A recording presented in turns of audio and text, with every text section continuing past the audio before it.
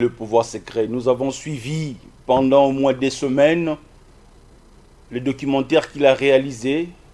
Nous avons le privilège de recevoir ce soir Maître Adbatar Manzolo. Ensemble avec notre invité, nous allons discuter sur ce grand thème, le secret, lumière. Plus 243 89 00 60 149. Déjà, nous vous avons annoncé que nous avons le privilège de recevoir Jean-Pierre Manzolo. Bonsoir, maître. Bonsoir, merci pour l'invitation. Bonsoir, Yossina Balandinioso. Très bien. Comme vous le savez, c'était prévu que conférence est à les 5 mai. Compte tenu, il y a la réalisation sur le plan technique. Nous avons repoussé conférence na 2 jours, le 6 juin et puis le 7 juillet. Togolo Banango, Awanakati émission à l'élo. Sénateur, ministre, député national, Vanda, parce que la spiritualité est coquille. Première question, maître. L'importance de matériel dans nos prières. Pourquoi nous avons aujourd'hui l'habitude, Bissoba homme spirituel, il a utilisé bougie, mungwa et puis maï. Est-ce que ça en avait fait sur le plan spirituel? Merci beaucoup. Dans le livre, il y a Osée chapitre 4, verset 6. Zambalobi, mon peuple périt par faute de connaissances. Alobi, les païens, alobi, bato yo bakwa nangai, bana nangai, libota nangai, bazali okufa parce que bazangi boyebi. Alors, quelque part aussi, Paul alobi, dans les Hébreux 11, la foi, c'est la démonstration des choses qu'on espère. Puis, quelque part, les sources dans Jérémie 33:3, la Bible dit, Nzambe alobi na Jérémie, invoque-moi, je te répondrai. Je t'annoncerai des choses cachées, oyo yoyebite. L'importance, il y a ba matériel les anini. Est-ce que matériel mutu yeko salake, Nzambe a répondre à yo? Est-ce que matériel yazali important na ba prière na biso yetant que chrétien? D'abord toko tala nanu na vie à Jésus yemoko. Abandaki kobik sabatu na logos na parole parce que derrière chaque parole ils en a son. Derrière chaque son ils en a vibration. Derrière chaque vibration ils en a ba ondulation. Derrière chaque ondulation, les ondulations, ils allaient, ceux qui les tiens alors et baffle, ils allaient au loba, ils ont mon ligne mogo et salarana, ils ont la terre, on a bien roba, ondulation.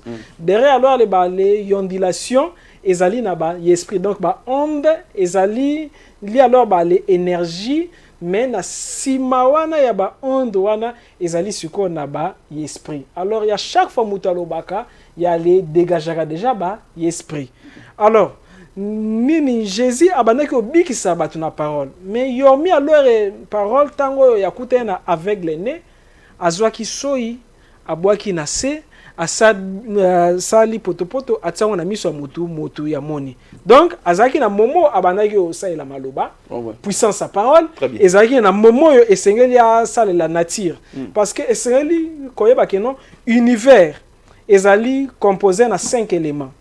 Toza na mai, toza na mopepe, toza na mabele, toza na moto, toza pe na éther, tope la quintessence, tope mai, mopepe, mabele, moto, pe alors éther. Éther, tope guillemets, esprit, tope énergie. Très bien. Alors mai na nzota mutu, ce qui ezali déséquilibré, ako remarquer ba maladie, ako remarquer dans les domaines amoureux, dans le domaine sentimental, déception sur déception. Quand on les remarquer, azalio lancer les sous charme était à ko y attirer nyoso ezali beau, nyoso y a les ali malamu. Santé na y a problème parce que diable avant na y attaquer yo à ko détecter élément ma o mutu détruire la santé. C'est pourquoi on a un grand maître local Eli à Kotinda roi a qui s'est plongé 7 fois dans maï. Pourquoi 7 fois dans leur numérologie un jour parce que aïbe que maï mutu être taranio so ezali santé. Alors mai ya Siloé ezalaki mai ane bandaki kobikisa na 9e heure parce que mai et vibraka na nyonso entali santé na d'autres religions chaque religion a ça de la mai OK na ba kimangiste mai ya kamba et ça la ba miracle OK na ba prophète ebele na ba biyamba na biso akozwa kaka mai ya bidon alobeli yango maloba mutu akei a vivre miracle parce que mai oyo eza na kati ya nzota mutu e facilitaka ba guérison tokei na mabele soki mutu financièrement azali kwa le simba mbongo te même ata azali au sala à chaque fois simba mbongo ezaka kaka na ba problème donc mabongo nezali ya kotoboka veut dire mabelo ezali na kati ya nzoto na ezali na déséquilibre parce que ezali koyeba kaka ndenge moko nzete ezalaka na période nango ya productivité na période nango ya repos mutu pe azalaka na ba période ya ba haute vibration na ya ba basse vibration mutu azalaka na période moko esengeli ozwa chance ya mbongo eza na période moko esengeli ozwa problème ya mbongo eza na donc période moko yokozwa alors problème à bolingo eza na problème moko yokozwa problème na justice yoko remarquer ça alors calcul la vie na yo ezali na ba mois oyo yokuta na kaka na ba problème parce que mutu azalaka na ba période ya ba haute vibration très bien azape na ba période ya ba basse vibration donc période à basse vibration même ata osambeli ndenge nini période ana yekoleka te donc yoko subir ango kaka ezelo ko la période à manga te okei kwa le luka manga na likola nzete très bien mais soki période ya ba manga okoluka manga yoko zo manga mais soki yo o remarqué mpia ke bandela du 1er au 30 mpia ke bandela du 1er janvier na 31 décembre quelque chose ne va pas veut dire élément terre na yo ezali en déséquilibre alors soki yozali chef ozali parent o gangeli mwana azongiseli yo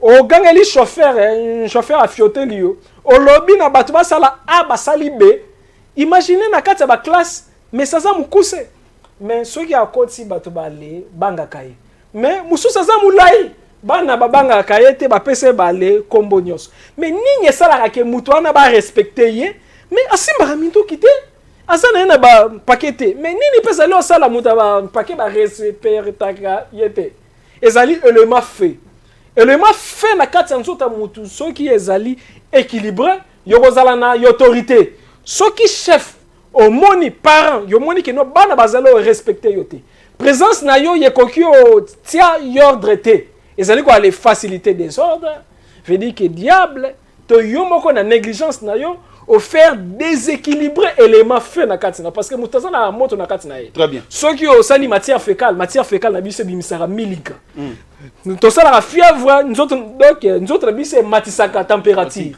alors fait wana ezalaka pe alors na partie spirituelle na wana katina nzoto na biso et facilitaka commandement d'autorité ezaloko la bato lokola ba Mobutu bah les présidents na biso belé comme le président biso Fachi ba président belé alors élément fait wana souvent alors bah les kondi et senga toujours élément fait wana ezala équilibré bokoki bo aller fininga bo etango na l'équipe bo dine so bo beti ba maboko ezali élément fait wana mutu yesala ke non mutu a dominer to pe alors yazala respecter alors bah les équilibraka yango pe alors à part wana ozali maele na classe te ezalo tanginde nini o kanga kamba kambute ezala kaka na musala boye yobosa na makambu pamba makasi ya prière ezate veut dire élément air mo pepe ezali déséquilibré na kata nzoto chaque élément ezali même na ba esprit nango wana lo nazolo lo bakaka likolo pona na répondre na question na alors pona nini siko esengeli ko aller salela ba matériel papa na biso Billy aye pona to solola abino maître en tout cas domaine à émotion topé domaine amoureuse na lembi déception sur déception na ça l'effort nyoso mais qui m'exate santé pesali malamote nazui na pesio ba les psaumes nazui na salle lieu prière ya exorcisme l'art ya ko délivrer moto et simbité place o maloba na ngai na ba prière na biso simbité et sengeli koyeba ke non diable ba le dengana kaya na ba technique ebele tango ba disciple ba ke ba bengani batu nino ba les démons yo nom de Jésus tango simbité ba zongeli mais maître tala comment oyo to kokite abi non ba jara ba démon boye ba bengana ka bango na ba gêne na ba prévenir et ezali na stratégie moko na démonologie, chaque démon, chaque situation ezali na plusieurs techniques ya ko attaquer nango. Ezali lokola munganga. Asonyo na kiso esimbite ya ko changer méthode. Alors tango to aller procéder na méthode ba prière, ba jeune to monye esimbite par là esengeli to ça la recours ya ba élément. Comme vous avez un problème amoureuse, non ba bon, esengeli to ça la maille. To ko sakaliko la maille parce que esprit saint na début à commencement et fanda ki likola maille. Vu que maille scientifiquement eza na mémoire et zwaka ba message, alors to koki koser la maille pour na faciliter guérison na yo. Par rapport à problème ozali koloba na ngai. Mutu mususu ya bino maître nini na musala na salaka. En tout cas, na senti que nino bazali oyo kangate. Très bien. Suka alors ngalo na lobi ba konsi ba yo kangate. Mais nini na sala effort nyos élément fait zali déséquilibré. Wana alors na gogo peli solo ba bouger, na gogo peli solo ba koni parce que ezali bonganga nzambe to aller déclarer ba parole, to aller équilibrer élément fait na katina. Alors pour nini ba les sataniques ba sela ba bouger, sacerdoce pe to sela ba bouger. Et c'est ngeli koyeba na monde ba esprit ezala na ba connexion. Ezali na ba élément oyo et favorisaka connexion. On sait la bougie te yebaka yozali na lumière ya bougie pe na kati na yo. Nzoto na biso. Très bien. Mais parce que quelque part Jésus lobi ce qui lumière o ezali na kati na yo est comme ténèbres. Quelle est ténèbres? Verra que lumière na yo est kufate. Mutu na kati na azaka na lumière. Lumière wana est s'éclatera na niveau mutu ba bengango premier chakra couronne. Très bien. Ce qui alors lumière wana est comme faible yoko koma koka ko aller recevoir ba attaque facilement. Lumière wana e aller pelakawa et après e formaka bouclier moko ba bengango aura. Alors na religion ba bengango la chacune de Dieu topé la présence de Dieu. Alors na ba science mystique ba koko bengango aura topé na physique quantique ba koko bengango champ magnétique. Champ magnétique wana e jouaka trois rôles.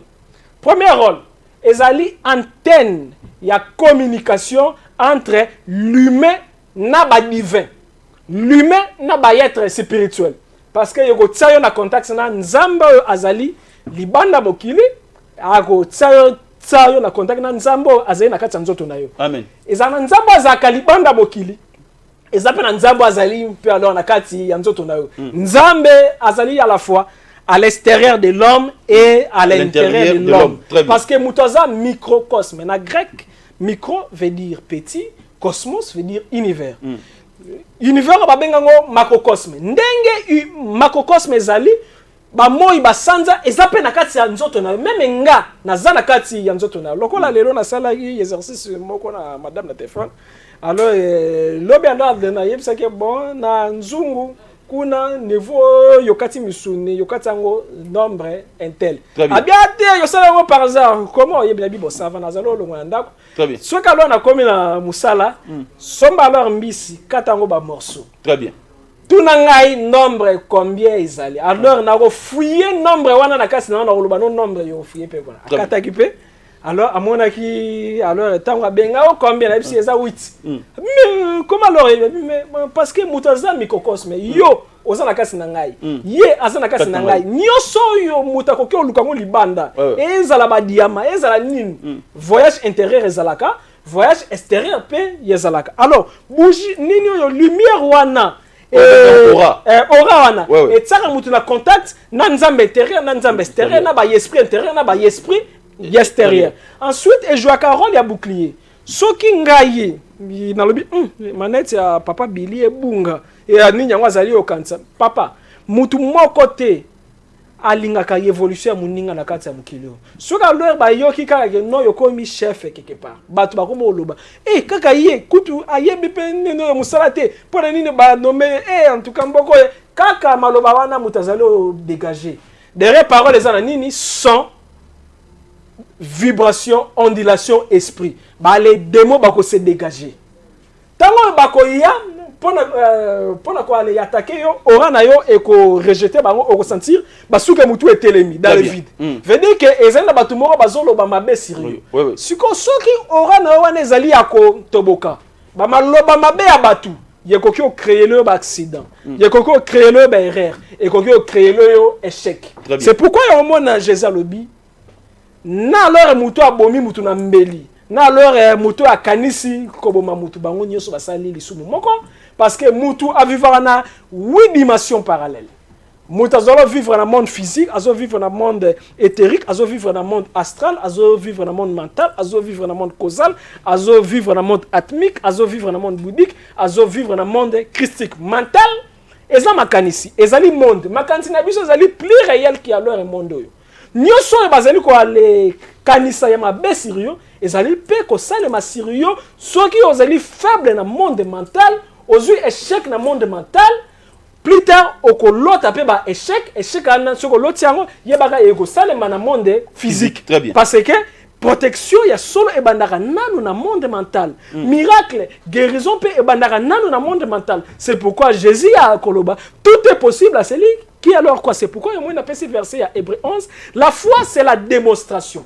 Démonstration est outil na phrase nini démontrer non démonstration veut dire démontrer mais yokoki ko aller démontrer te soki ba image ezate image ezana espace moko efandaka veut dire foi même ezali na ba dimension nango ezali pe alors na monde nango résidaka foi et résidaka na dimension mentale très bien pe alors na les dimensions mentales wana ezali na 4 étages to pe na 4 degrés très bien foi ba les règles kango ndenge yo matisaka volume na les TV ndenge pe ba les kitisaka volume na les TV nakangi parenthèse wana nanu rôle deuxième rôle ya lumière wana ezanini ya protection troisième rôle nango ezanini troisième rôle soki aura wana eza pur parce que yezaka na couleur ya 7 donc 7 couleurs ya arc-en-ciel soki yeza pur yokozala na chance na domaine ya boye domaine ya boye yoko sentir vie na yo ezali okende bien parce que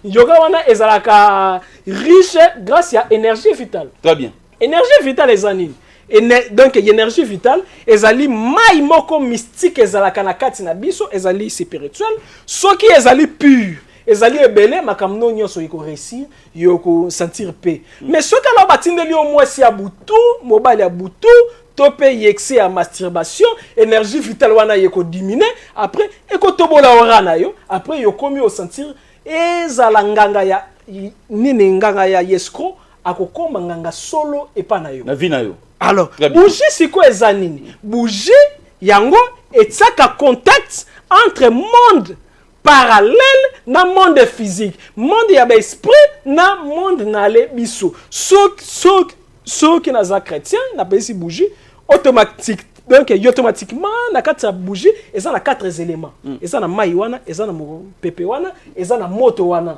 ezali na mabele wana parce que singa wana yekoma poussière ezali neno mabele alors dès que l'heure yo aller pelisi bougie ezali ko tsayo na contact na bondoki na yo très bien soki bondoki no eza nzambe et tu na contact na bondoki na yo kota nzambe soki ezali côté ya satan et tu yo mpe na contact na alors bondoki na yo alors bref ba matériel et renforce ka biso na bonganga nzambe et renforce ka biso na sacerdoce exemple et lambo yo kenaki kosalela ekobo oye nango yo bandi prière ezala yo sengi pardon chaque phrase à parole wana yekomemelo malédiction c'est pourquoi ezaka conseiller et sengeli ozana elamba na yo ya prière oh sambela voilà nini donc yelamba na yo ya prière parce que la Bible dit na kata temple pona nganga nzambe akota azaki na elamba na ye pe alors nino bandimi bazalaki na ba bilamba na bango ba prière et en plus babanaki osukola na ba mai mais yo soki olingi osambela yo ale sukola kate purification physique et vibrakapé na purification spirituelle. Très bien. Ce qui physiquement zali impur, spirituellement peut osaper impur. Et c'est que garder donc purité non na tous les angles. Très bien. Alors nene ba domaine na zali important donc ba matériel. Alors ce qui est lamba nango yo na sel nango toujours prière na zana robe nene robe na prière. Mukolo na rozala na makase ya kosambela te na ziongo kana lati yango boye mba moko protection parce que ezena onction omoni Eli amati likome nanya wela nani Elisa wela nini parti elamba wana chanza ki mbala moko vine mais elamba Eli wana komaki na pouvoir pour na nini parce que abandaki kosambelela nango ministère na ye mobimba alors esengeli yo pe même ata yela mango egugi zalaka nango kaka yango wana nde ya losambo elamba moko ya sacerdoce. Ezalaka très très important. Vous allez nous écrire sur WhatsApp parce que il y a surtout que parenthèse moko dengena fungola. Vous avez la parole. Vous savez ne ba le tuna ba le pasteur na bango pona ni basambela dimanche. Alors que Nzambe a lobby na livre ya Exode beaucoup sanctifié sabbat. Beaucoup sanctifié samedi. Malédiction misu se côté na ba vie à partir ya ko profaner samedi. Samedi ya comment na phrase mo non mokolo ngula liaka mwana veut dire que et kobo autorisé. Ko langwa autorisé. Alors que ça jour moko sacré, jour moko ya purification. Oui, alors que dimanche nde eza lundi. Très bien. Donc dimanche nde ya les ali première journée ya semaine. Très bien. Lundi eza la deuxième journée. Très bien. Samedi nde ezali nzamba bi bon, ba jour misusu mais samedi nini bino boale zalaka pire bino boale lukanga. Donc samedi ezali symbole ya alliance ya Nzambe na yo. Très bien. Wana pona bale chrétien. Ça veut dire que mon libunga. Pona bato ya église de Noir ezali mercredi. Ozomona chaque religion, chaque mouvement donc journée la bango sacré et sengeli o respecter yango. Très bien. Ce que respecter périté yango te yango na ezali comme on a les chrétiens bazalo souffrir. Pourquoi journée ya Nzambe yozu profana ngo dimanche yo wana maboko likolo zalo sambela après au soutiki miom ya donc ya après yo soutiki oh non comment lors de malgré que nazali sambela ba problème ezali koyaka mais yo aller pona samedi pona bale yekobo na yo pona samedi pona milangwa alors que nini samedi ezali journée dans mama faki ba église nyonso ni ba le consacrer ngo ndenga lo ba consacrer ka lo dimanche parce que dimanche ezali dédié na Nzambe Apollon azali moko ya ba di alors grec ou alors na les Rome ba banaki ko aller adorer Apollon. Alors quand alors na le dimanche wana zesa zaki wana Nzambe soleil puis alors ya zaki wana ba banaki ko aller adorer soleil parce que chaque journée ezali na dédicace na planète moko. Très bien. Lundi lune, mardi Mars, mercredi Mercure, jeudi Jupiter, vendredi Vénus, samedi Saturne, dimanche Soleil. Très bien. Alors samedi nde sabbat nde ezali journée oyo esengeli ba chrétien bazalaka consacré. Alors à la fois Nzambe alobi alors bino banganga Nzambe comme boale boakisi connaissance wana na Osée 4 6 7 comme alors boale boakisi connaissance na ko frapper à la fois na bino na alors bandimi na bino. Alors Nzambe azana kanda esengeli nini l'église catholique avantage bazana ngo zanini bale salaka ba prière na bango mingi ya makasi samedi aussi na alors dimanche mais ça samedi ça mais ça dimanche ça mais ce qu'on église de réveil car dimanche bon samedi journée à Seigneur et comment jouer à répétition chorale à papa jouer à répétition chorale à maman. Mesdames messieurs, nous sommes en direct, écrivez-nous sur WhatsApp, envoyez des questions plus 243 90 14 63 575 ba question routine na WhatsApp na routine de la directement maître Advatar Manjolo. Est-ce que Bisopé tokoki ko sala ba technique pour na komonda ba ange ndenge Jésus peut abandonner ko sala to Moïse abandonner ko sala? Quelles sont les techniques à faire sur le plan spirituel pour muto mona angelou? Premièrement, alors il y a avantage nangai parce que nazwaka chaque instant loko la dernière instant. Ce que alors neno yo yebi ke yoko kufa simaya émission. Balobi no bon tikela biso héritage moko spirituel. Donc yoko salaka effort que makambo yoko loboyo ezala malamu koleko yo lobaki kala. C'est pourquoi alors nini ye permettra ngai na salaka ka ouvert na ba émission. Alors premièrement esengeli koyeba ke non ezali possible ko bimisa ange.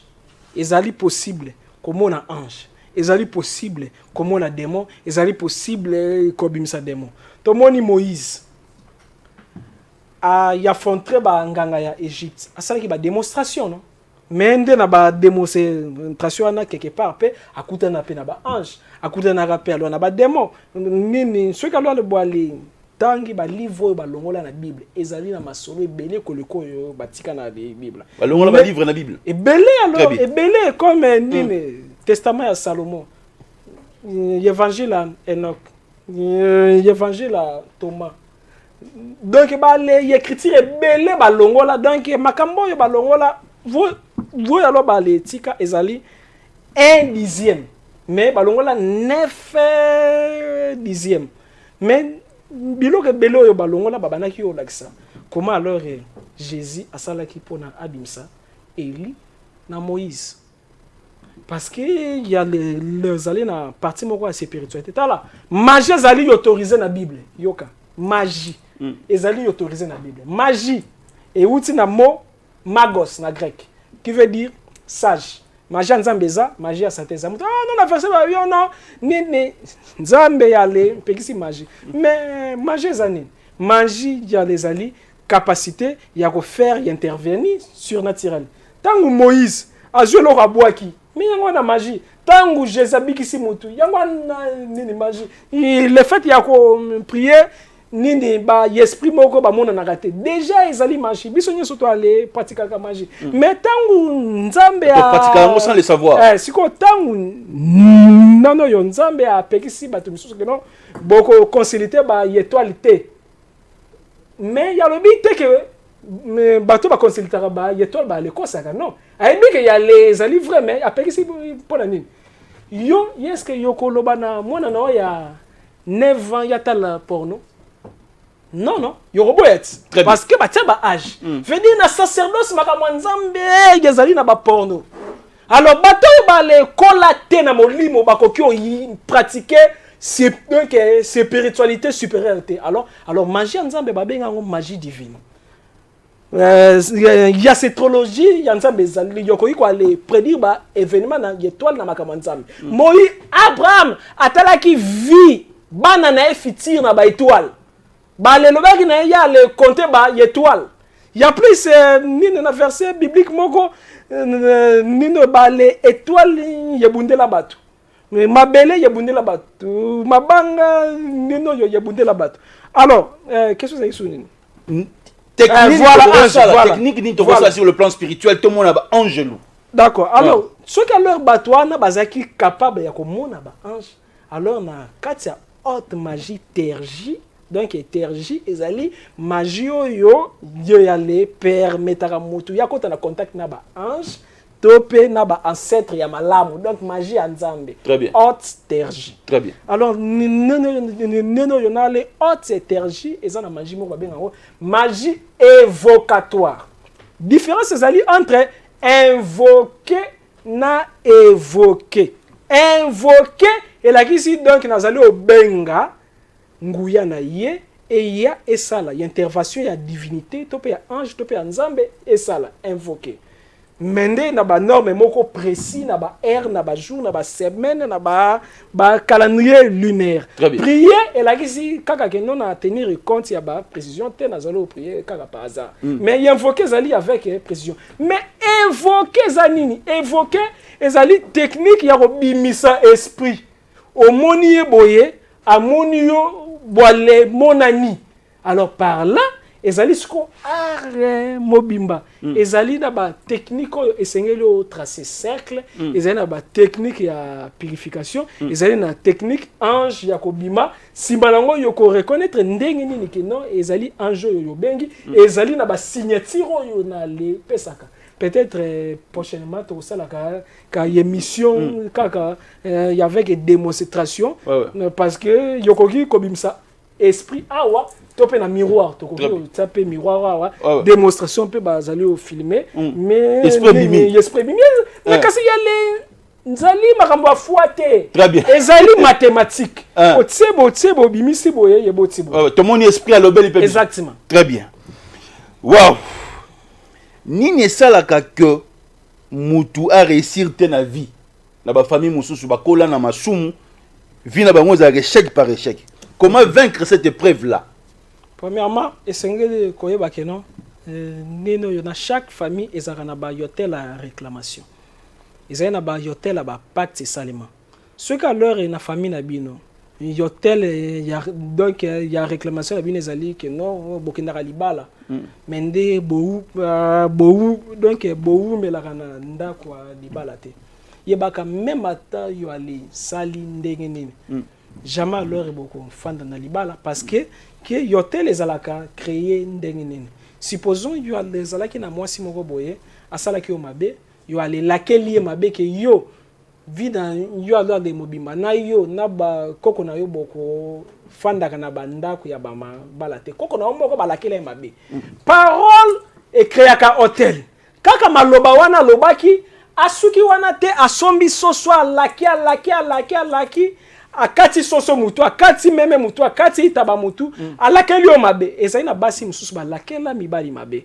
ezali na mibali misusu mibali quel basi mabe basi mabe moko yale créer hôtel ezani hôtel eza lié moko ya transition topé yelema moko catalyseur donc catalyseur na chimie ezani ezali produit topé composant et aller facilitaka des éléments et kota na contact alors nino yo hôtel yale ezali pour yo yale permettre ba esprit ba le agir na monde physique pour la quoi les bebisa topé quoi les bongisa ba vie abatu alors peut-être il y a les ali na mabe moko yo moko salaki topé ba koko na yo ba li salaki ezali réclamer yo soki pe wana te alors nini yesengeli quoi li tala yo si force mentale na yo ninyo kanisaka soki o kanisaka mingi ba échec ozali ko alelona chaque makanisi na biso ezalaka mbuma oyo tobwaka na bilanga ya univers ezali lokola terre moko fertile soki olobi nga alors na yaki kotika baninga grain de fandi na yaki kotika baninga ngalo na le Yeshua kaka boyi e bandi okolo bandi ko ale ya rosé sima nango donc ye ko comme réalité nyoso ya mabe yo ale kanisaka sur yo moko e ko condamner yo ezali na poubelle makanisité soki eboka makate ezali na poubelle makanisité nyoso zongela biso omoni soki ke ina desogangi ezongi chaque événement osali mutu mabe oyibi 4 téléphones bako yibo 4 téléphones. Très bien. Oh, allez décevoir mutu. Bako décevoir yo pepe. Allez salaki mutu mabe. Yebaka yo pe bako sala kayo mabe. Alors premièrement, esengeli koyeba ke non nino ebale karma wana ezalaka à la fois grâce à maloba na yo. Très bien. Topé grâce à ma kanisi na yo. Esengeli kose contrôler ensuite kose considérer toujours supérieur topé meilleur. Tango yo problème ezalaki David tango nyonso ezali au marché même lorsque je traverse la vallée de l'ombre de la mort je ne crains aucun mal avec moi. Lorsque nyonso ezali au marché bien te yo mona lumière na kati ya ténèbres c'est par là alors mutu ya le matin mais yo soki nyonso ezali au marché te nzambe otikinga mais soki yo zwi mbongo ambiance soki mbongo ti nzambe otikinga soki zwi mbongo obosani alors nzambe azali garçon de course na biso te des fois l'heure est comme ça ba garçon de course na biso alors que nzambe balobi boye Jésus lobi soki botiki nyonso bolandi ngai bokozwa nyonso lokola ba matabis mais batu bakoma olanda mingi ba matabis bale ya abandonner nzambe soki olongoli nzambe na centre ya vie na yo yo moko yo komi na centre des ordres yebimi ya les ali lokola mutalibo maloba comme c'est roulage. Merci maître tomoni lelo libiso kan et puis na vers et une importance ni sur le plan spirituel. Tellement que tango na remaka ki minutes ezate yango wana na lobeli yango te alors na question na yotuna ki comment quoi les bimisa ba esprit comment bimisa angelo nini ange alors prochainement na koya nango lisusu na koki o salaki na bimisi si yelongi ya mutu nyonso yoko zala na besoin to mona na mai. Très bien. Donc to linga ki to mona na katsa kopo donc en plus nanga ki na le laxana sacerdoce nzambe valeur ya coupe David alobi on peut nous ajouter le temps, parce qu'il y a les matières moulay. Très bien. Alors David yalobi na psaume 23 que nini ti allé déborder ma coupe donc ma coupe déborde. Valeur ya coupe na ba prière ezanini coupe oyo na le bonganga nzambe eza nini, valeur ya nzete na bonganga ya nzambe ezali nini, valeur ya tinique na nini bonganga ya nzambe ezali nini. Bato alo bale priaka me bayebaka te ke esengeli yo priaka face à l'est, ye wana na nord, ye wana na ouest. Wana nde prochainement tango yo toko lobelaka kaka comment faire apparaître ba esprit, comment alors voyager dans le monde des esprits. Wana ce qu'on a s'expliquer détail même comment alors lire na boule à cristal. Très bien.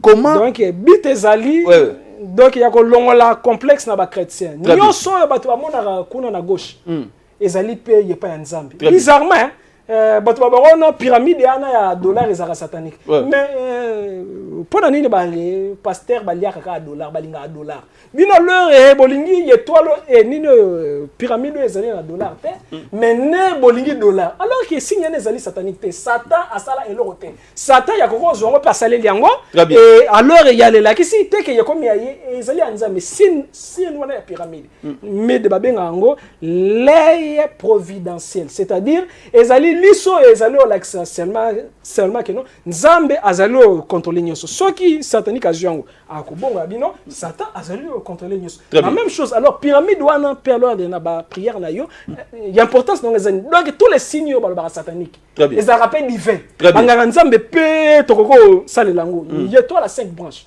soki songa na ngotali likolo et la kisi Christ soki etali na se et la kisi démoniaque ezali car ba même signe mais nde bakoki o salelango côté satanique na côté angélique mais biso to se dépouiller oh ba bougie to tikeli ngo satan mais biso moko to aller tikali bolumbu spirituel ça va pas du tout. C'est pourquoi toi les ali les faibles ba les pasteur ba komi aux bambasu pasteur ni ba sali piège à quoi na sextape pasteur ya komi envoûté ozomona bambaka parce que niveau ya kibonganga ya les ali faibles à part oh voyo yo aller te ya kabandimi yeba oyo bandimi ba yebite. Très bien. Yangwana nde tsaka mutu na supériorité. To moni na temple ba na Israël ezaki na kwa moko bandimi babana yo kotate.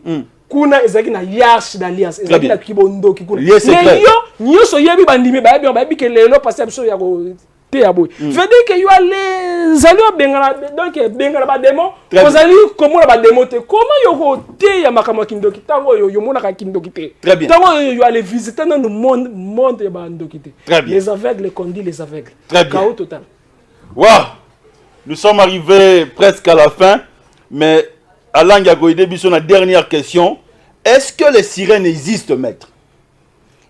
Donc ba les existera parce que ngamoko na zaki na ya mimoko ya sirène to sala na ba 4 ans to sala na ba 4 ans puis alors de na vous avez na ami à sirène ya mi à sirène neno madame na ngai bien que na zaki na ya mi à sirène et en plus neno na le yeda ba to belé puis alors ya cause ba sirène alors ba sirène ba za ba démoté la même chose ezali na ba les congolais mitema malam ils appellent na ba congolais ya mitema mabe la même chose ezali na ba rwandais ya mitema mabe ils appellent na ba rwandais ya ba mitema malam la même chose ezali na ba américain mitema malam ça bon alors ba sirène baza ba nani mai ezandenge nini combien de minutes au pesinga ipona te pesio 10 minutes te pesio 10 minutes ouais mai ezali constitué na nini et singeli koyeba keno avant biso to vivre likolo ya mabele to vivaka na se ya mai yo tango zalaki na libumu ya mama na bino ezalaka na mai moko wana babenga ngo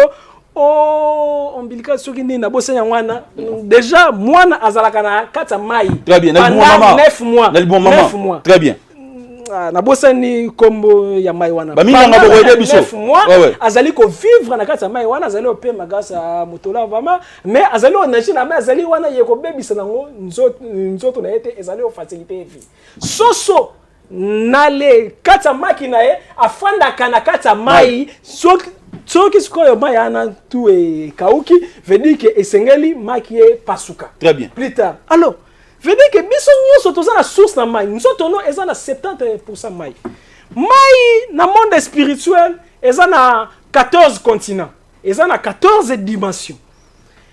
Alors, et ça na 7 dimensions oyo eza positif. Alors, tango yo guerre bimaki kuna likolo parce que ba guerre bima ebele likolo ati lelo ba guerre bimaka. Ba guerre bima ebele kuna likolo. Moko ba guerre bimaki. Ezali na démon moko abwaka kiye ya kuyaki na mai kombo nezaki Léviathan. mais avant nous demandons yabo kamana mai biso ba humain na leur bateau bazaki na mai to banaki au solo là babanaki au visiter biso parce que na mai ezali kaka na ba sirène te. Très bien. Ezali na ba race belé ezali lokona ba neno yo babikolo ba Congo ba Luba ba Swahili ezali ko ba nanyo sirène ba nef ba neid ba ondine ezali na ba misusu na se mai azamni na makolo mais mususu na se mai azali mbisi mais akoki abimi akomi mutu mais azali mbisi ti likolo ti na se mais mususu azanda mbisi mususu aza kuna nyoka mususu aza donc bazali ba forme ebele wana baza pe na ba kombo ebele bango nyoso te baza ba sirène. Très bien. Alors siko tango demo wana koi na mai ya le comprendre que no ba être wana pouvoir na bango ezali ya kobata mate. Pouvoir na bango ezaka éveillé mais biso pouvoir na biso ba bata misango esengeli o travailler pour na se manifester. Alors il y a ko ça la évangélisation il y a ko conquérir 7 continents ba être wana après il y a ko tinda bango ba sala ka bato mabe mais ezali na 7 mosusu esa oyo ya li tikala ba le sala la nzambe. Jésus même azaki na camarade ya sirène. Jésus. Très bien. Ce sont des parties à mettre sur Jésus tant on a eu vivant dans la camarade ya sirène. Parce que il y a les na ba race mais sous ba sirène bazara ba mbisi ti alors na samai. Pierre azaki pêcheur ba yebi kibondo kia mai. Alors conséquence au moins ya zanga kimbongo atinda nini. Ya kotinda Pierre akei na mai ko pêcher mbisi abimisi mbongo. Donc plus tard peut-être tokolobelango surtout que conférence il y a le 6 juin. Il y a le 6 juin kozanga te mezali les secrets na ko révéler makambo yo yeko kolisa yo le 7 juin et de nous donner là. Prenez maître après ce message à conférence parce que nous sommes arrivés à la fin. Le 6 juin grande conférence les secrets. Donc le 6 juin donc conférence ezali les secrets mais il y a enregistrement nango ezali ko aller salema avant.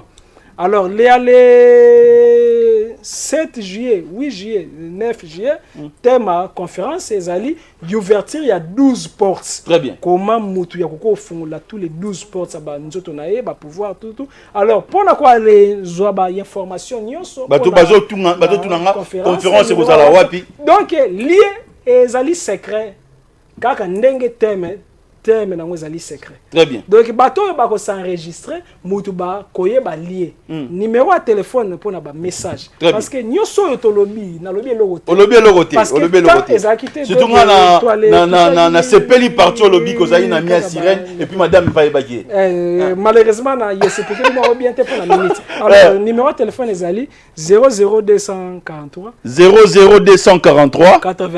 81 611 867 plus 243 81 611 867 à la fin. Soit alors 89 64 72 798 alors mutu nyonso oyo yazali pe na besoin azala coach na ye papa na ye ya molimo zanga nyonso me kozanga papa ya molimo spirituel te parce que oyebite pendant que olali ozali osepela banguna na bazali o préparer nini zala na moto ya koki komona na monde physique akoki pe komona pe na monde spirituel. Très bien.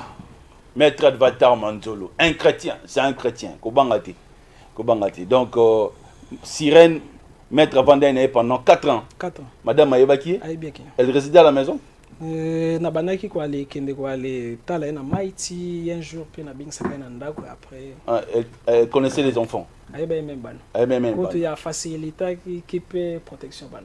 Alors les enseignements misusu pe na banaki o pesa na TV, abanaki o contribuer kaka ndenge pe ba sirene misusu pe alors les enseignants pe kimbango.